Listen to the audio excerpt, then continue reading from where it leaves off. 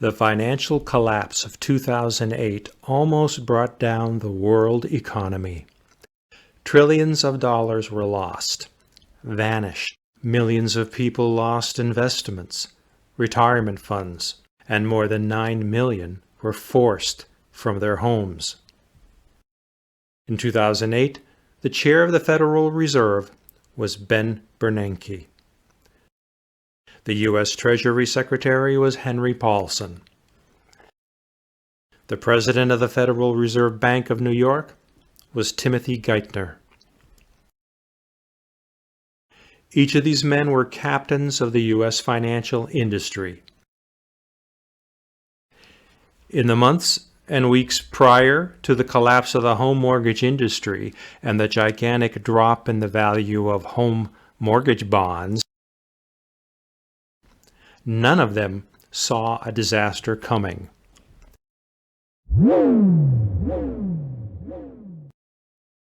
None of them knew that millions of Americans of limited resources were being sold houses they would not be able to pay for, and that bonds were being made out of these bad mortgages, and these bonds were sold by the hundreds of thousands.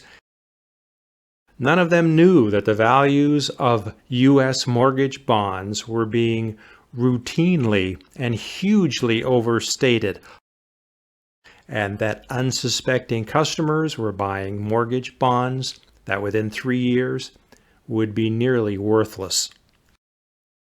The experts at the very top of the financial ladder. Each of these three men wrote a book after it was over. And the game was to get the biggest bonus as fast as possible.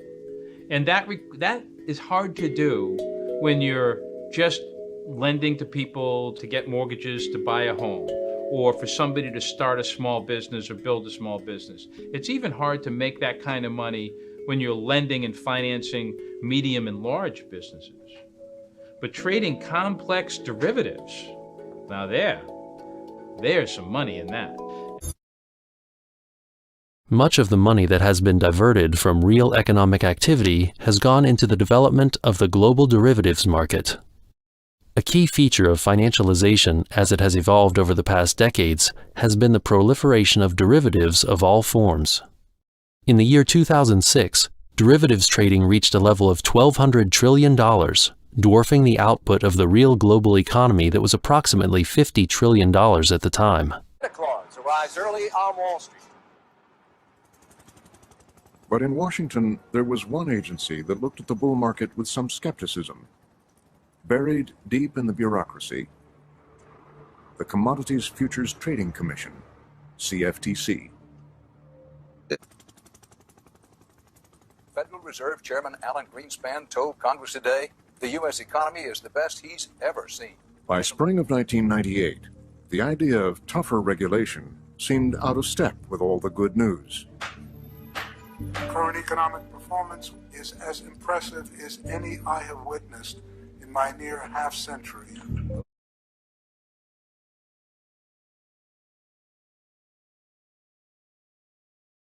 She was determined that her agency would investigate fraud at the first opportunity. One area that caught her attention was a new and highly lucrative market, over-the-counter derivatives. She starts to realize that there's this whole world out there of what are called over-the-counter derivatives that are essentially unregulated. It's not even that they're unregulated, it's that the government doesn't even know what's going on. My staff began to say how big this was and how little information they had about it. On Wall Street, they described it as a black box. Only the parties involved in a deal knew what was happening.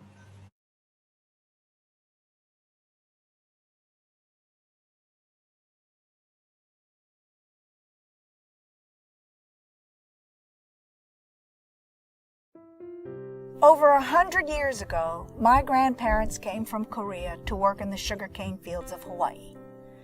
They didn't come looking for a government handout. They came looking for freedom and opportunity.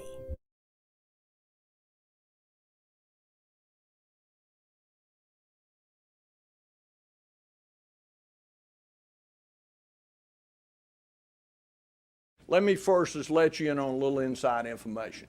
Nobody had ever heard of credit default swaps when we debated the Commodity Futures Modernization Act.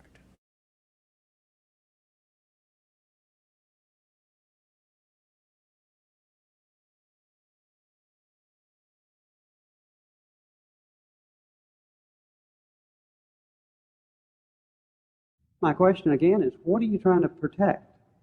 We're trying to protect the money of the American public, which is at risk in these markets. That summer of 1998, Born testified 4 times before hostile congressional committees. They were hearing from very respectable sources that there was no problem, and they chose to rely on those people. And I think that was understandable. I think it was unfortunate, but I think it was very understandable. In the Clinton administration, Congress just said that nobody's going to regulate derivatives. The SEC couldn't regulate them. The CFTC couldn't, over off-exchange derivatives. The SEC, the CFTC, even state insurance regulators were told hands off off-exchange derivatives markets, so we don't think they need to be regulated. Why did the presidents of the 12 leading banks oppose regulation of derivatives so passionately?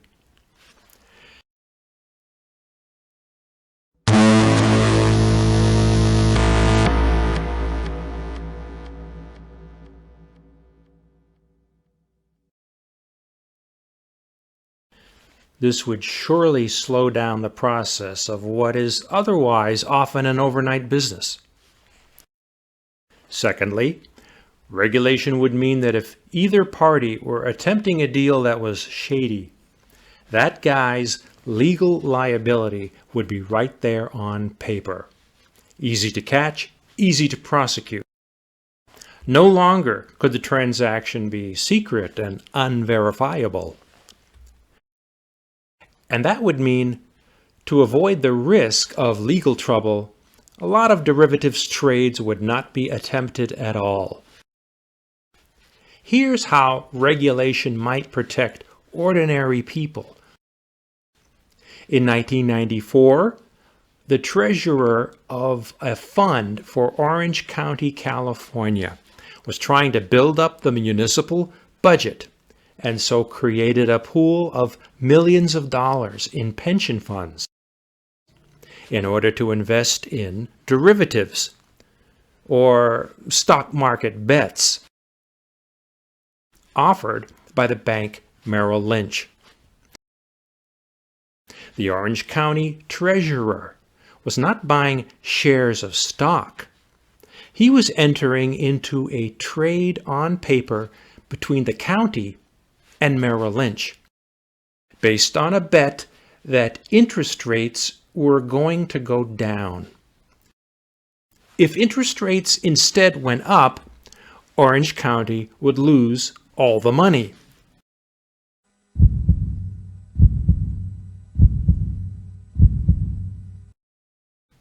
This is a derivatives deal.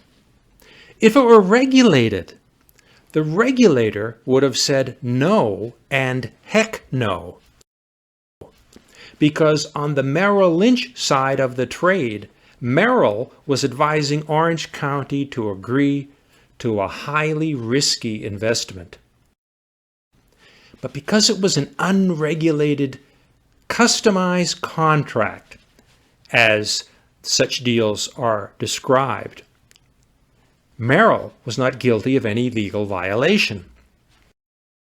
The regulator would have also looked at the other side of that deal and said, heck no again, because the treasurer lacked the legal authority to be speculating the Orange County pension funds with some bank. But there was and is no regulation against this kind of derivatives bet. Orange County and Merrill Lynch is just one example of the worst kind of derivatives deal, because both sides of the transaction, both were playing with huge quantities of somebody else's money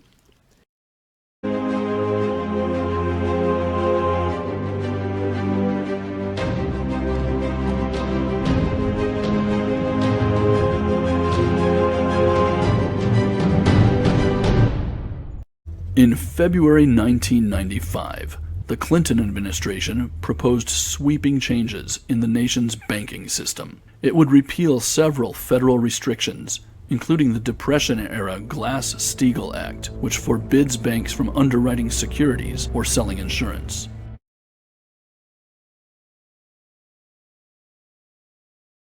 All right, so after the Great Depression, Congress wanted to put a firewall between the investment banks and the commercial banks. They wanted to make sure that Wall Street could melt to the ground and the commercial banks wouldn't be touched.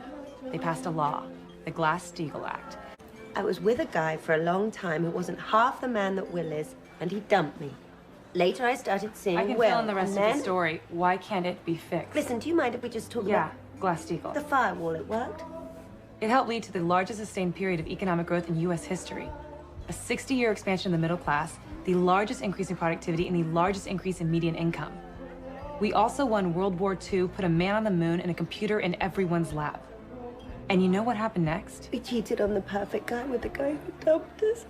1933, you had a law put into effect, the Glass-Steagall Act, which effectively prohibited banks from engaging in insurance underwriting and investment banking. That law stayed on the books until 1999. If we're still operating in the 1930s or 40s in terms of our financial services in this country, then we're going to find major industries in this country going offshore. In 1999, at the urging of Summers and Rubin, Congress passed the Graham-Leach-Bliley Act, known to some as the Citigroup Relief Act. It overturned Glass-Steagall and cleared the way for future mergers.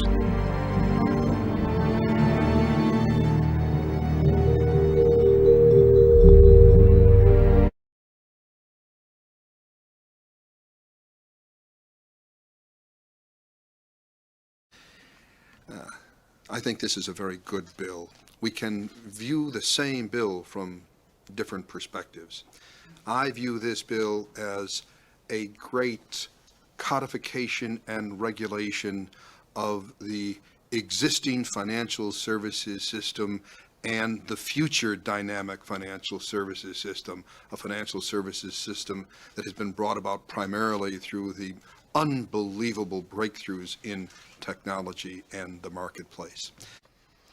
This will, first of all, save consumers billions of dollars a year through enhanced competition. It will also protect the rights of consumers. It will guarantee that our financial system will continue to meet the needs of underserved communities. It is true that the Glass-Steagall law is no longer appropriate to the economy in which we lived. It worked pretty well for the industrial economy, which was highly organized, much more centralized, and much more nationalized than the one in which we operate today. But the world is very different. Why did Wall Street bankers and investors try so hard to get Congress to remove Glass-Steagall? Instead of looking at the law, let's look at the money. In 1999, there's a wall, which is Glass-Steagall, in between two pots of wealth. On one side of the wall was all the wealth that could be invested or gambled or spent, and it included business wealth, debt, precious resources like oil. Let's just say that this pot of wealth is worth $100 trillion at the time. On the other side of the Glass-Steagall wall is what we might call retail bank consumer wealth, the cumulative wealth of ordinary Americans. And it includes things like home mortgages, home mortgage equity, and retirement funds. And let's say that in 1999, that little pot is worth $20 trillion.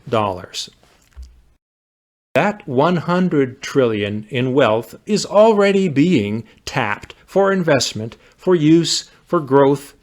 It's already in play, and it has been all along.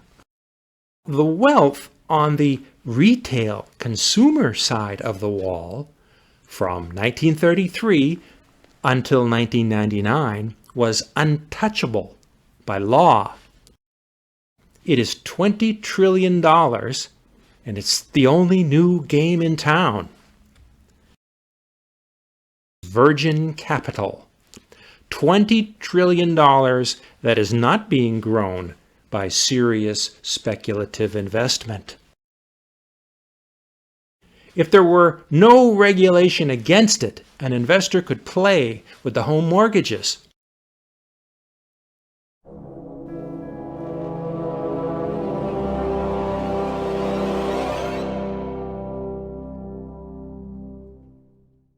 Up until this point, Fannie Mae was the most important mortgage company in the world. What Fannie Mae did was that they would buy loans from lenders and other companies, repackage them, and then sell them to investors. The lenders would get fresh capital that they could use to make more loans. Investors would get these great mortgage-backed securities, and Fannie would take a fee for guaranteeing that the borrowers were going to pay off their debts. So in a lot of ways, they're the lubricant that makes the housing economy go. First, homeowners borrow money from banks or other lenders.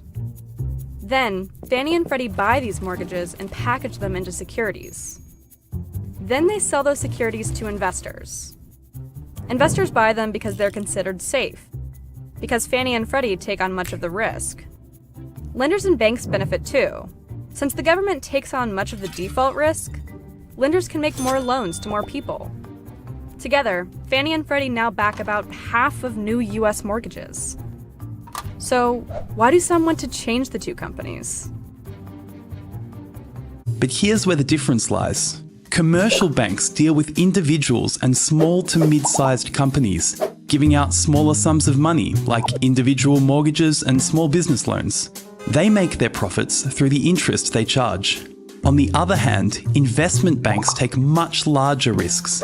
They deal with huge companies and high-risk startups, acting as a bridge between companies and investors. In the process, they can earn a huge amount in fees.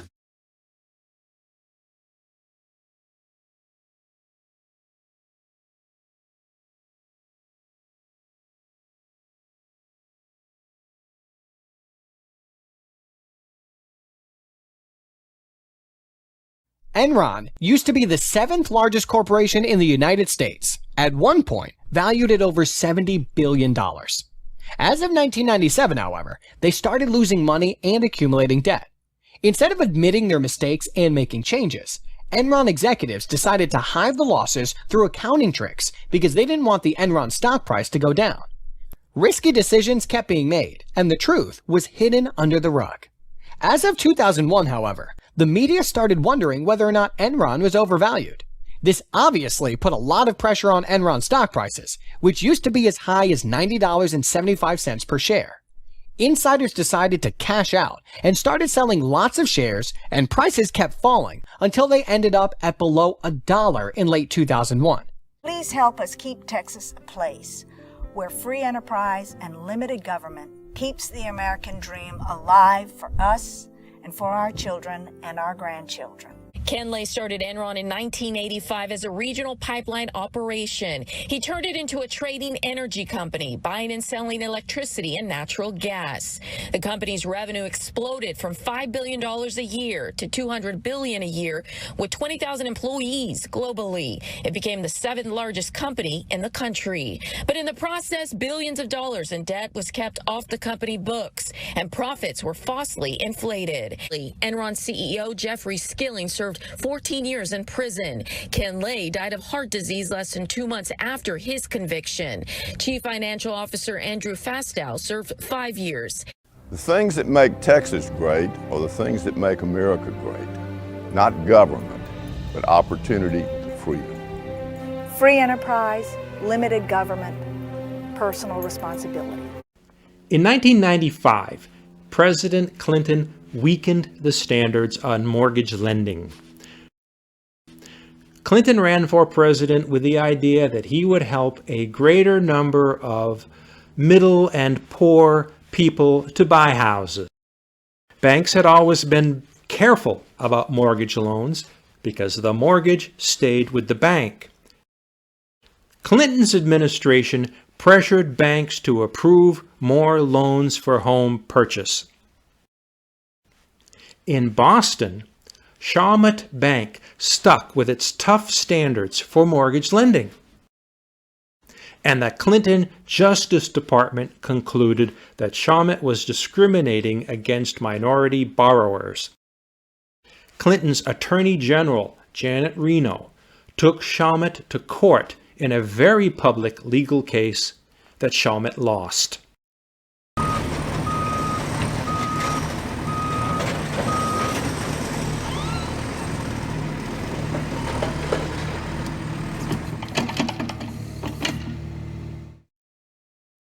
The message to American banks from this case was clear. When people come in to get a home loan approved, you better say yes, or you risk being taken to court by the Clinton administration. And why not say yes? With the new regulations, you won't keep the mortgage anyway. You can sell it to investors. No questions asked. The Community Reinvestment Act was set up to say to the bank regulators, look, you guys go in and look at these banks and tell them, you got to take some of your money and invest it in inner cities, in neighborhoods, and with people who otherwise would not get it, so they have a chance to build homes, to build businesses, to create jobs, to build neighborhoods.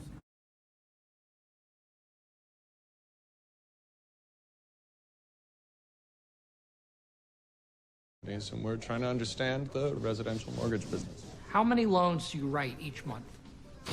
About 60. Yeah. What was it 4 years ago? 10, maybe 15. Yeah, I was a bartender. Now I own a boat. You own a boat. So how many of these are adjustable rate mortgages? Well, most. Oh, yeah. Yeah, I'd say about 90%. The bonuses on those skyrocketed a few years ago. Adjustables are bread and honey. So do applicants ever get rejected? Seriously? Look, if they get rejected, I suck at my job. Even if they have no money? Well, my firm offers ninja loans. No income, no job. You know, I just leave the income section blank if I want. Corporate doesn't care. These people just want homes, you know, and they go with the flow. Good for you. Your companies don't verify. If I write a loan on Friday afternoon, big bank is going to buy it by Monday lunch. Yeah, same here. Do people have any idea what they are buying? I focus on the immigrants, you know? Once they find out they're getting a home, they sign where you tell them to sign. Don't ask questions, don't understand the rates. Fucking idiots. Yeah. And you target immigrants too. Their credit actually isn't bad enough for him. Look, I'm a yield guy. Okay. I make $2,000 on a fixed rate prime loan, right? But I can make $10,000 on a subprime adjustable. Trust me, I'm not driving a 7 Series without strippers. No one on the pole has good credit, and they're all cash rich. I think I read Warren Buffett say something like that. No. What? Not right. Who's Warren Buffett? Okay, so strippers like exotic dancers. Yeah.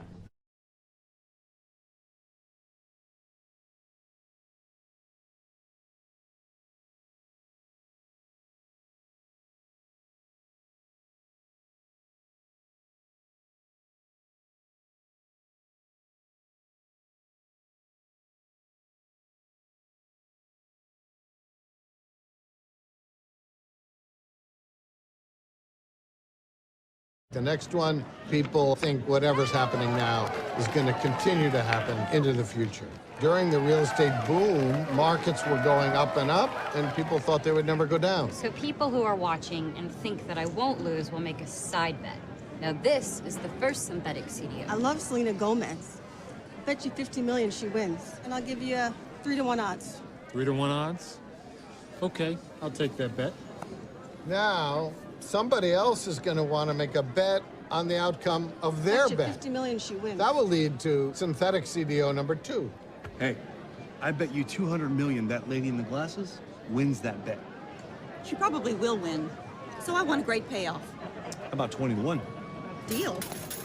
And this will go on and on with more and more synthetic CDOs. And we can transform an original $10 million investment into billions of dollars. the number of bad mortgages in one of those mortgage bonds became greater and greater as more weak borrowers were allowed to buy houses. If you have one bad mortgage in a bond with 999 strong mortgages, that's not a problem for the value of the bond. But by the time the bond has 100 bad mortgages out of 1,000, that becomes enough of a drag to contaminate the value of the whole bond.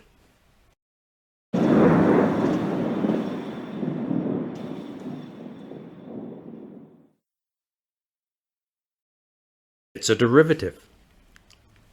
So the financial system didn't just have 1,000 mortgage bonds that over time had gotten more and more contaminated. One can make a wager with another investor about the prospects of somebody else's mortgage bonds. If there were a financial collapse that hurt 1,000 holders of mortgage bonds, that same collapse might simultaneously nail 10,000 holders of derivatives of those mortgage bonds. When the value of the mortgage bonds began dropping, the banks lost faith in the derivatives that were based on mortgage bonds. Before the collapse, Lehman Brothers Bank could call Bank of America and say, I wanted $10 million in cash and I'll pay you in derivatives. This kind of exchange was routine, every day. But the banks and investors who every day deal in gigantic numbers, billions of dollars, trillions of dollars a week, they stopped trusting the derivatives. So Bank of America would tell Lehman Brothers, we don't feel good about your synthetic CDOs right now. So it was not just the fall of mortgages that caused the trouble. It was the distrust of any product that might be linked to mortgages. And that reached across the entire global economy. And this was an industry that the leading banking experts had refused to regulate. Let's talk about the speed with which we are watching this market deteriorate. We're red everywhere, essentially, down by 4-5%. We're down over 16%. Dow at the same time has fallen about 18%. The stock market is now down 21%. Because we're now down 43%. What in the world is happening on Wall Street? Two-year note yields went from 190 to 166 in the blink of an eye. On the NASDAQ, everything and more has been completely wiped out. It was the worst day on Wall Street since the crash of 1987. Shelia Bair at the FDIC immediately saw the bankers who had been on duty as all these contaminated products were passed back and forth, making investors rich, had to pay with their jobs.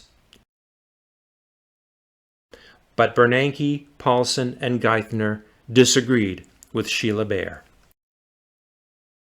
They convinced the U.S. Congress to put up nearly $1 trillion into saving the big banks. They did not want any of the bankers punished. They believed those bankers were the best ones qualified to pull the system now out of trouble. And they thought that the financial crisis was more of a failure of the system.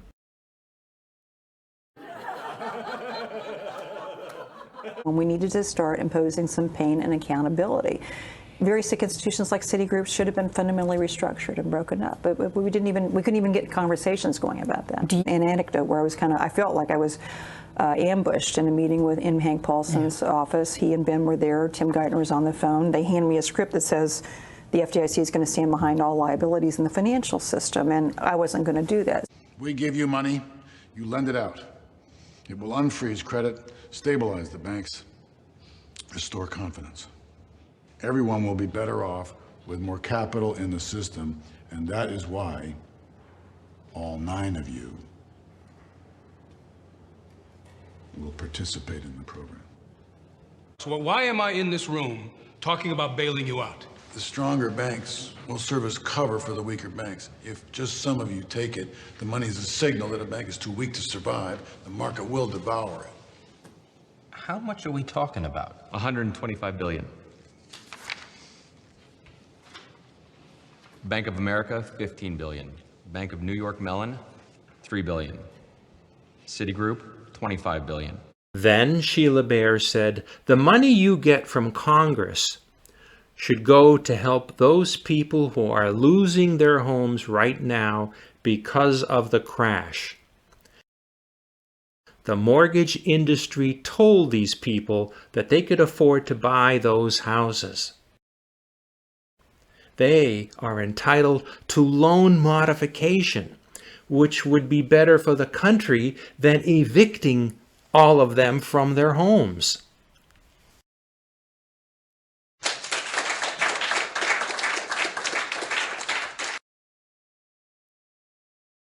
But almost none of the money that Congress gave to Secretary Paulson went to the homeowners. You have been a staunch advocate for letting markets regulate themselves. And my question for you is simple. Were you wrong? Yes, I found a flaw, but I've been very distressed by that fact. You found a flaw in the reality. A flaw in the model that I perceived is the critical functioning structure that defines how the world works, so to speak. None of us anticipated the full ramifications and extent of the crisis, and so in that respect, we were late. We then responded very aggressively. I think overall we were successful in stabilizing the financial system. And what's your view of the ability of these enormous derivatives dealers to successfully manage their companies? At year-end 2009, the OCC said that J.P. Morgan's position was $78.6 trillion in notional amount.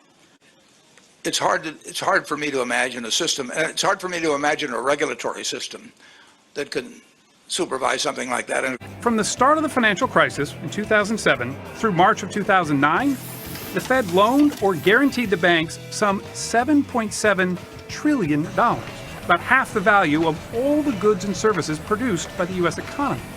That's 11 times the $700 billion in aid provided by the Treasury Department's better-known Trouble Asset Relief Program, or TARP. The 5 banks involved are Bank of America, Wells Fargo, J.P. Morgan Chase, Citigroup, and Ally Financial. President Obama hailed the deal at a press conference on Thursday. We have reached a landmark settlement with the nation's largest banks that will speed relief to the hardest-hit homeowners. So things went very well, and then the economy collapses, and so all of a sudden people are saying, well, it was Alan Greenspan's fault because he should have anticipated this. Did you think that was fair? Nobody forecast the 2008 crisis. One of the things I put in the second book I wrote was how the IMF missed it, the Federal Reserve missed it. You go down a whole series of the major forecasting. Well, everybody got it wrong, let's say.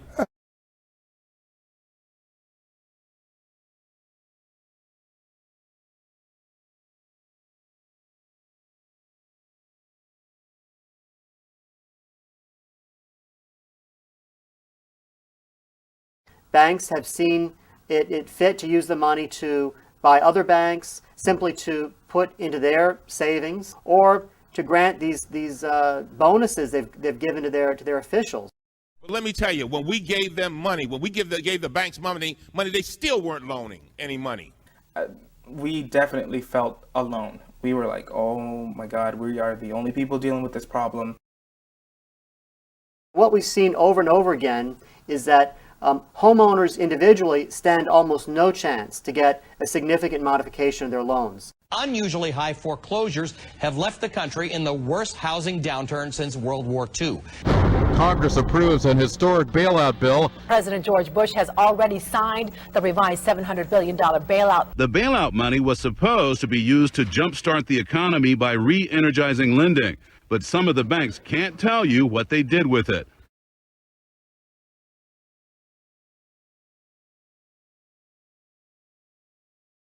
So the Obama administration has set a goal of preventing 9 million foreclosures as a part of this plan. That's a very ambitious goal. Some are unclear whether that's realistic. Good news for millions of homeowners facing financial trouble. The Obama administration has launched a new program dubbed Making Home Affordable. This is the most dramatic step the government has taken so far to tackle the foreclosure crisis. The program has two parts. One will work with lenders to modify the loan terms for up to 4 million homeowners. To qualify, eligible homeowners need their most recent tax return and 2 pay stubs, as well as an affidavit of financial hardship. It only applies for loans made on or before January 1st of this year and for mortgages less than $730,000. The second part of the program will refinance up to 5 million homeowners into more affordable fixed-rate loans. Only those whose loans are held by Fannie Mae or Freddie Mac are eligible, and they have until June 2010 to apply. But there are a lot of borrowers out there who paid much more for their homes than they are now worth. And if they're in that situation, they're not likely to qualify for either piece of this program. But if they do qualify, officials are asking borrowers to be patient. The amount of requests for this kind of aid is going to be overwhelming for mortgage companies, and there's going to be millions of people around the country who are asking for help. Meanwhile, another part of Obama's housing plan is already in the works. House Democrats agreed Tuesday to narrow proposed legislation that allows bankruptcy judges to change the terms of mortgage loans for borrowers in debt. A full vote in the House could come as early as Thursday. Diane Kepley, The Associated Press. Stockton and its surrounding cities make up the foreclosure capital of the nation. $75 billion nationwide that's going to help 4 million homeowners. And since we are at the center of the foreclosure crisis. And nearby Lathrop, KB Homes advertises prices from the 100,000s. But in this area not too long ago, the average price of a home was $500,000. Bank of America, JP Morgan Chase, Wells Fargo, Citigroup, and Ally Financial are the 5 major mortgage lenders who've agreed to reduce loan amounts for nearly 1 million households.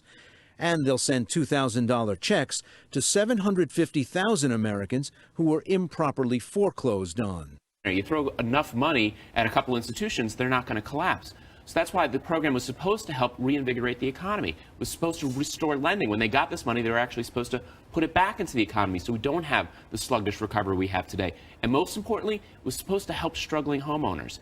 This was part and parcel of why the Democrats, particularly in the House, voted for TARP, was the promise to help foreclosure relief for so many struggling homeowners. There was some foreclosure relief for people. 1 million home, I think, is the number. I think the current number now is around 800,000, which is 1/5 of what the goal was supposed to be. Where's my bailout? Where's my bailout? So, where's my bailout? Contact your congressional representatives and ask them, where's my bailout? About 90% of the executives who were on the job running these banks at the height of the subprime mortgage boom in 2006 are still on the job today. And they're the ones that the government is counting on to turn this economy around. Business professor Peter Morici. They should be fired.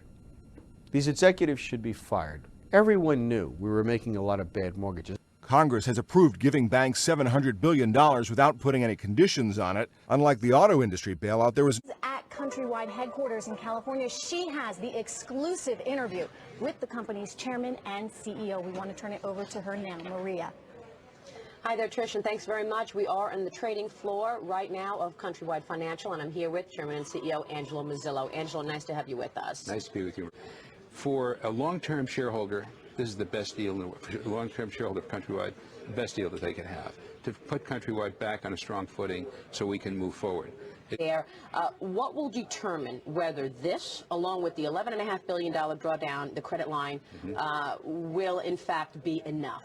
Well, first of all, let me kind of comment on a couple of things. One is just the irresponsible behavior on the part of that analyst from Merrill Lynch, that that Countrywide was going to go bankrupt to withdraw their money. It was all caused by that individual at Merrill Lynch and had no basis in fact whatsoever. We have a very strong bank, well overcapitalized, access to the Fed window for whatever they need. No,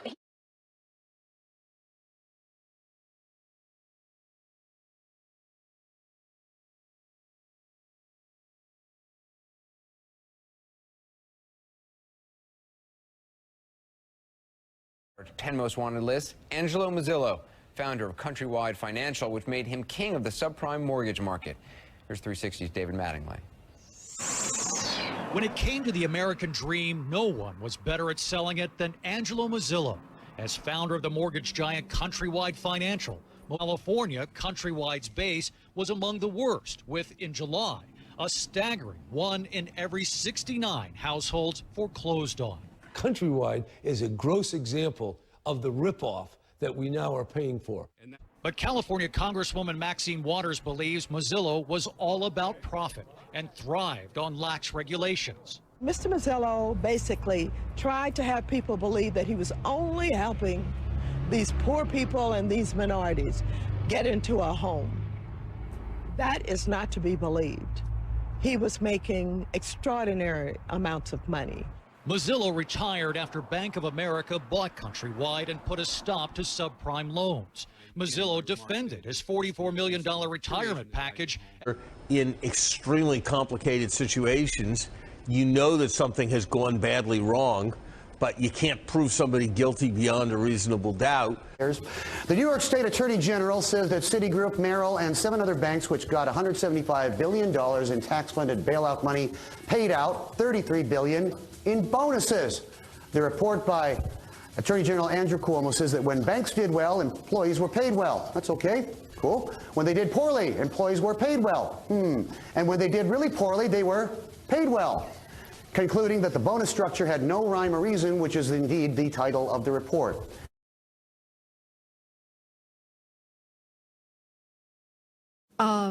Thank you. So AIG has received about $70 billion in TARP money, about $100 billion in loans from the Fed. Do you know where the money went? Hundreds and thousands, maybe thousands of counterparties.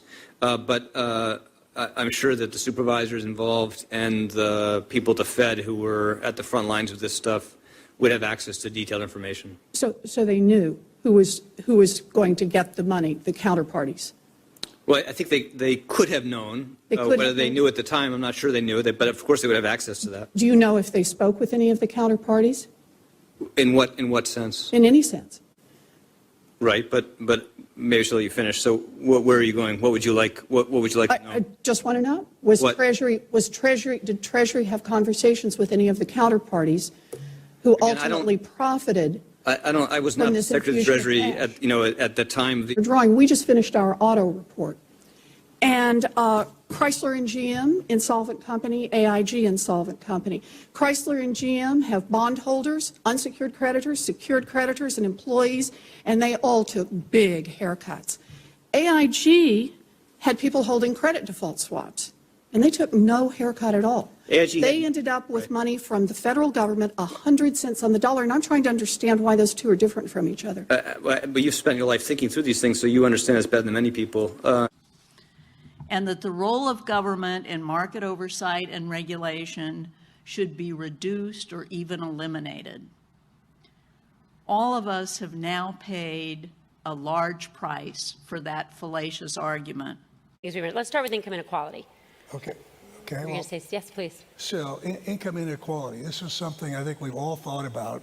You know, I was working on that topic when I was still at Goldman Sachs. In which direction? You're working on increasing it. Yeah, make it wider. But I think. I would say. I think. But in all seriousness, I looked at that as something that was a. I was serious. What was a huge issue, and so we talked.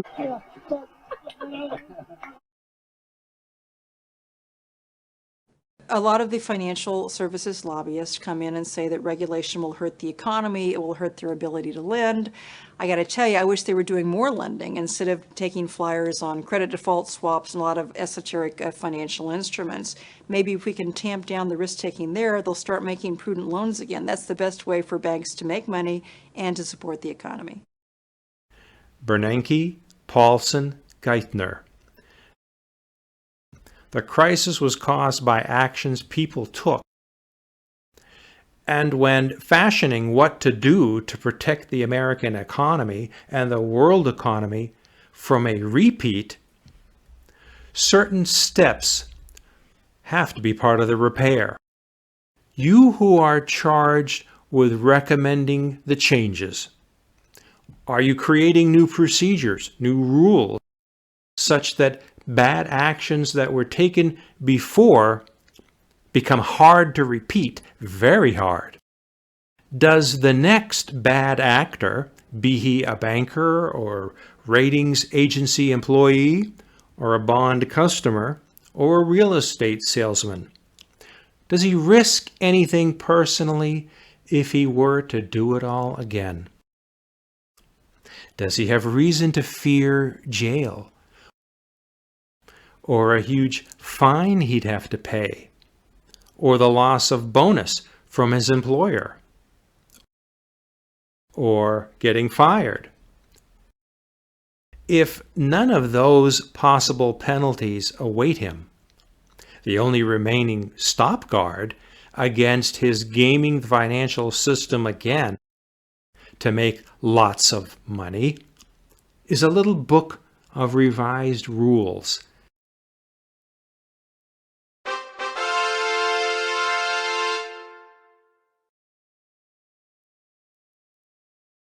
that tell him that he shouldn't.